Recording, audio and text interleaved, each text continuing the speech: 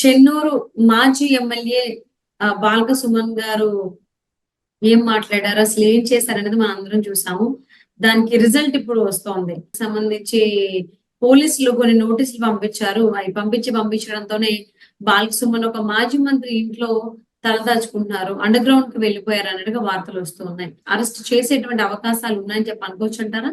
బాల్క సుమన్ ఆయన కొంచెం మరి అది ఎందుకంటే గతంలో కూడా మనం చూసాం కొంత ఉద్రిక్త స్వభావం.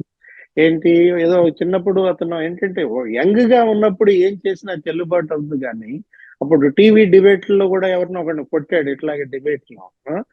అలా కాదు, ఇప్పుడేంటి అతను ఒక ప్రజా ప్రతినిధిగా ప్రూవెన్ అన్నమాట. ఇప్పుడేంటి కొంత బాధ్యత, కొంత హుందాతనం ఉండాలి. ఎదురుగా జనం కనపడ్డారు కదా అని చెప్పి మనం ఏది పడితే అది మాట్లాడితే ఇలాంటి పరిస్థితులే ఎదురవుతాయి. ముఖ్యమంత్రిని పట్టుకుని చెప్పు చూపించటము, లేకపోతే చెప్పుతో కొడతా అనటము, అదేంటి అది మరి రేవంత్ రెడ్డి కాదు. అతను ఎవరు? తెలంగాణ ముఖ్యమంత్రి. తెలంగాణ సమాజం మొత్తానికి చెప్పు చూపించినట్టు అన్నమాట. ఇప్పుడు బాల్క సుమన్ చెప్పు చూపిస్తోంది, అది ఒక వ్యక్తిని ఉద్దేశించి కాదు. ఒక ముఖ్యమంత్రికి నువ్వు చెప్పు చూపించావంటే తెలంగాణ రాష్ట్రానికే అతను చెప్పు చూపించాడనే ఒక ఫీలింగ్స్ వెళ్తున్న పరిస్థితుల్లో మీరు ఏం చేయాలా? ప్రజల మద్దతు కోల్పోయారు. ప్రజల మద్దతు ఎలా పొందాలి అనే తాపత్రయపడాలి. బిఆర్ఎస్ ఇవాళ ఎందుకింత ఉద్రిక్త పడుతోంది, ఎందుకింత హడావుడి చేస్తున్నారు అనేది ప్రజల ముందు వాళ్ళు ఇంకా అన్పాపులర్ అయ్యే పని అయిపోయింది. ఇవన్నీ కూడా బిఆర్ఎస్ కి ప్రతిబంధకాలే రేపటి పార్లమెంట్ ఎన్నికల్లో. ఇవన్నీ కూడా కాంగ్రెస్ పార్టీకి, రేవంత్ రెడ్డికి వాళ్ళ నెత్తి మీద పాలు పోయటం అన్నమాట.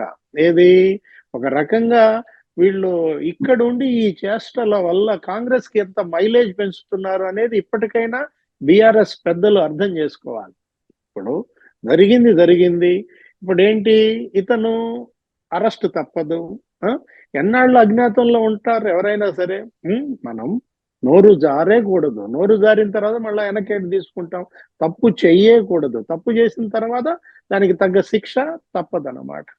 రాబోయే పార్లమెంట్ ఎన్నికల్లో బిఆర్ఎస్ ని ఇవాళ మరి నడిపించేది, మళ్ళా దాన్ని దారిలో పెట్టేది, వీటన్నిటిపైన వీళ్ళు అన్వేషించకుండా చేయకుండా కేటీఆర్ కూడా అలాగే మనం చూసాం. ఏది దుందుడుకు మాటలు, 3 అడుగులు లేనాడు మమ్మల్ని మరి 100 అడుగుల లోతున పాతి పెడతాడంట. ఇట్లా 3 అడుగులు లేనాడు అని రేవంత్ రెడ్డిని కేటీఆర్ అనడం ఏ మాటలు అవి? అంటే అతని కన్నా ఇతను ఎంత హైట్ ఉన్నాడని ఆ మాటకు వస్తే ఈయనేమన్నా 6 అడుగుల అనుభావుడా? వాళ్ళ ఇంట్లో కూడా 3 అడుగుల వాళ్ళు ఉన్నారు కదా, వాళ్ళ చెల్లి హైట్ ఎంత, వాళ్ళ అమ్మ హైట్ ఎంత, ఇవన్నీ కూడా వస్తాయి అన్నమాట. బాడీ షామింగ్ అది తప్పు. ఏది మనం ఎవరైనా సరే గతంలో మనం చూసాం. ఆంధ్రప్రదేశ్ లో కూడా ఇలాంటి తిక్కల వాగుడే. ఏంటి, లోకేష్ బాబుని బాడీ షేమింగ్ చేయడం వల్ల ఏమైంది? నష్టపోయింది వైసీపీ. ఇమేజ్ పెరిగింది ఎవరికి? లోకేష్ ఇమేజ్ పెరిగింది అన్నమాట. మన మాటలు మొత్తం ప్రజలంతా ఆలకిస్తున్నారు. సమాజం మొత్తం మీరేం చెబుతారా అని నిశితంగా గమనిస్తున్న పరిస్థితుల్లో ప్రతి నాయకుడు తాను అనే మాట, తను చేసే చేష్టలు, వీటన్నిటికీ కూడా అతనేంటి ప్రజల్లో ఒక ఆదర్శనీయంగా ఉండాలన్నమాట. ఒకవైపేమో అవినీతి కుంభకోణాలు తీగ గదిలిస్తున్నారు. ఏం జరుగుతోంది? మొత్తం డొంకంతా గదులుతోంది. నీకు అటు కాళేశ్వరం అవినీతి, తర్వాత మిషన్ భగీరథ, తర్వాత మిషన్ కాకతీయ, ఇవన్నీ తవ్వుతున్నారు. అవినీతి కుంభకోణాలు గత 10 ఏళ్లలో ఏ విధంగా ఉన్నాయి ఏంటనేది. దాంట్లో మొదటగా ఎవరు పడుతున్నారు? ఐఏఎస్లు, అధికారులు బయటకు వస్తున్నారు. ఈ కరప్షన్ ఎంత తీవ్రంగా ఉందంటే 10 ఏళ్లలో వీళ్ళు దోచేశారన్నమాట. ఏది, ఏ అధికారిని కదిలిచ్చిన వాడు పెళ్ళాం పేరు మీద ఒకడు 25 ఎకరాలు కొన్నాడంట, ఇంకొకడు భార్య పేరు మీద, కుటుంబ సభ్యుల పేరు మీద 52 ఎకరాలు కొన్నాడంట. అసలు ఒక అధికారిని పట్టుకుంటే నీకు అసలు అతనికి 1000 కోట్ల ఆస్తి బయటపడుతోంది.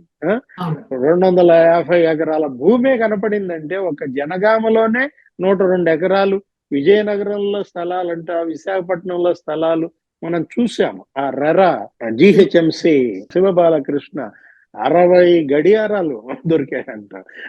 విపరీతమైనటువంటి నగదు. తర్వాత నీకు ఓపెన్ ప్లాట్లు 19 అంట. మరో 9 అంట. ఏది అపార్ట్మెంట్స్. ఇంతింతగా ఒక్కొక్క అధికారి ఇన్ని వందల కోట్లు మరి కొల్లగొట్టారంటే అరవింద్ కుమార్ అనే ఐఏఎస్ పేరు వచ్చింది. తర్వాత అసలు ఆయన ఉన్నారు కదా సిఎస్ సోమేష్ కుమార్, ఆయనదే కదా దగ్గర దగ్గర 25 ఎకరాలు ఇక్కడ జిహెచ్ఎంసి ఈ మహబూబ్ నగర్ సైడ్ కొన్నారని చెప్పి భూములు. ధరణి పోర్టల్లో ఈ విధంగా అన్ని బయటకు వస్తున్నాయంటే దానిపైన కూడా నిశ్చితమైనటువంటి దృష్టి పెట్టారు. ఏది ఎవరెవరు ఎన్ని భూములు కొన్నారు అంటే ఇందాక మనం అనుకున్నాం ఏది తీగ కదిలిస్తే డొంక కదులుతోంది. ఈ డొంక ఇప్పుడు ఫామ్ హౌస్ డొంక కదిలే పరిస్థితి వచ్చింది అనమాట. అటు తిరిగి ఇటు తిరిగి all roads lead to Rome అనో ఏదో అంటారు. ఈ అవినీతి దారులన్నీ కూడా ఎటు దారి తీస్తాయి, చివరికి ప్రగతి భవన్ వైపు ఫామ్ హౌస్ వైపు దారి తీస్తున్న పరిస్థితుల్లో అవినీతి కుంభకోణాల నుంచి ముందు ఎలా బయటపడాలి?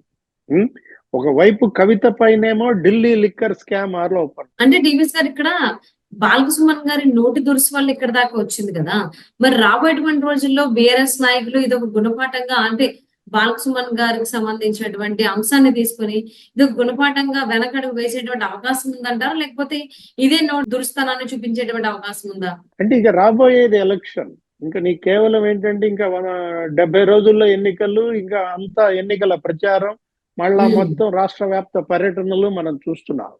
ఇప్పుడు జనరల్ గానే విమర్శలు ఉంటాయి, ఇంకా ఎక్కువ విమర్శలు కూడా చూసే అవకాశం ఉంది. ఏది బాలకసుమన్ ఎపిసోడ్ తో ఇది ఇంతటితో ఏమి కర్టెన్ పడిపోయే పరిస్థితి లేదు. నీకేమి ఇంతటితో తెర పడదనమాట. ఇంకా ఎక్కువగా పేల్తారు, ఇంకా ఎక్కువగా ఇంతకన్నా నీచమైన వ్యాఖ్యలు కూడా మనం వినాల్సి రావచ్చు.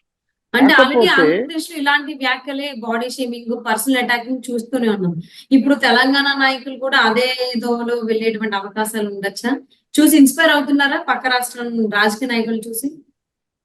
అదే కనపడుతోంది. ఎందుకంటే ఒకటి ఆంధ్రప్రదేశ్ చూసి తెలంగాణ ఇన్స్పైర్ అవుతుందా, తెలంగాణను చూసి ఆంధ్రప్రదేశ్ ఇన్స్పైర్ అవుతుందా అంటే ఈ భాషణ, ఈ దూషణ వీటన్నిటికీ కూడా పేటెంట్ రైట్ కేసీఆర్దే. బీఆర్ఎస్ అధ్యక్షులు కేసీఆరే. అసలు మోడీ ఎవరు, మోడీయా అని కూడా అంటాడు. నరేంద్ర మోడీని పట్టుకుని బోడీ అని కూడా మనం అన్నట్టు విన్నాం. మళ్ళా సర్దుకుంటారు. కాకపోతే కేసీఆర్ ఏదన్నా చెల్లుబాటు అయింది. వీళ్ళు ఏంటంటే వీళ్ళు స్థాయికి మించి చేయకూడదు అనమాట. తమ స్థాయికి మించి చేసినటువంటి విమర్శల వల్ల ఇలాగే ఇక అండర్ గ్రౌండ్ కు పోవాల్సి వస్తుంది. ఎప్పుడు అరెస్ట్ చేస్తారా అని భయపడాల్సి వస్తుంది. రేపొద్దున వీళ్ళు ప్రచారం చేయాలా, రేపొద్దున మరి ఆయనే పార్లమెంట్ కి నుంచోవాలి. బాలకసుమన్ నిజం చెప్పాలంటే గతంలో మరి ఆయన కూడా క్యాండిడేట్ గా గెలిచిన దీంట్లో ఇవాళ క్యాండిడేట్ల కోసం ఎత్తుక్కోవాల్సిన పరిస్థితి ఏంటి? మొన్న చూసాం ఢిల్లీ రేవంత్ రెడ్డి పర్యటనలో ఒక ఎంపీ రేవంత్ రెడ్డిని కలిశాడు. నీకు కాంగ్రెస్ పార్టీలో చేరడం కూడా మనం చూసాం. వరుస పెట్టి అందరూ కూడా ఎమ్మెల్యేలు కూడా 4 ఎమ్మెల్యేలు రేవంత్ రెడ్డిని కలిశారు. కాకపోతే నియోజకవర్గ అభివృద్ధి కోసం కలిశామని చెప్పుకుంటున్నప్పటికీ కూడా మొత్తం బీఆర్ఎస్ అంతా కూడా గడ్డు పరిస్థితి ఎదుర్కొంటోంది. రాబోయేది అగ్ని పరీక్ష. ఏంటి? రేపటి ఎన్నికల అగ్ని పరీక్ష నుంచి ఎలా వాళ్ళు బయటపడాలి అనేది ముందు ఆలోచించుకోవాలి. పొరపాటున పార్లమెంట్ ఎన్నికల్లో గనక బీఆర్ఎస్ ఘోర ఓటమి పాలైతే బీఆర్ఎస్ బతికి బట్టగట్టడం అనేది చాలా అరుదైన అంశం అన్నమాట. మరి బాలకసుమన్ అంశానికి సంబంధించి ఆయన నోటు దురుస్థానంతో ఇక్కడ దాకా తెచ్చుకున్నారు, పోలీసుల నోటీసుల దాకా తెచ్చుకున్నారు. ఇప్పుడు ఆయన అజ్ఞాతంలోకి అండర్ గ్రౌండ్ లోకి వెళ్ళిపోవాల్సి వచ్చింది. మరి ఇక్కడతోనే ఆగిపోతారా? నోటు దురుస్థానం తగ్గించుకుంటారా బీఆర్ఎస్ నాయకులు, అయితే అంతకంతకి పెంచుకుంటూ పోతారా? దానికి రియాక్షన్ ఏ విధంగా వస్తుంది? అంటే వచ్చేటువంటి అవకాశాలు ఉండొచ్చు రేవంత్ రెడ్డి సర్కార్ నుంచి అనేది చూద్దామండి.